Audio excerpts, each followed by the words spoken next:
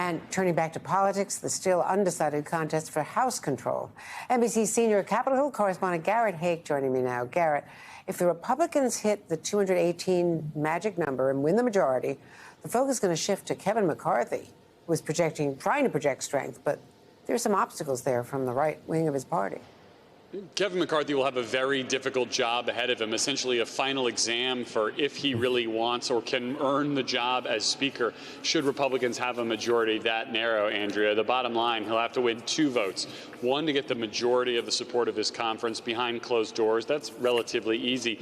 Another on the floor, in which he needs to hit 218. And there are some Republicans, I'm thinking of Matt Gaetz for one, who have said time and time again they will never vote for Kevin McCarthy. And so what can he promise to the people who oppose him? What of his own authority might he have to give away to get to 218? It's a very, very challenging situation to even become Speaker. And then with a majority that narrow, you're essentially dealing with, 200 people who could be like Joe Manchin, who have demands all the time as you're trying to lead that conference.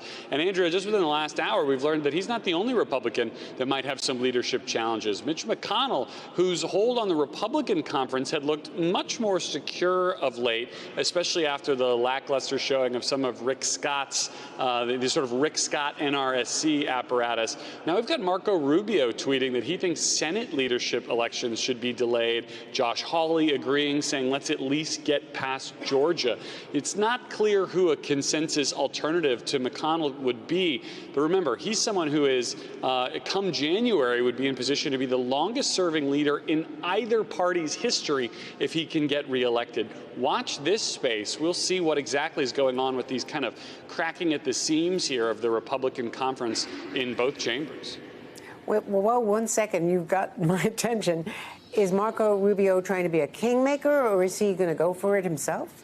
I mean, to challenge the king, you've got to be able to kill the king.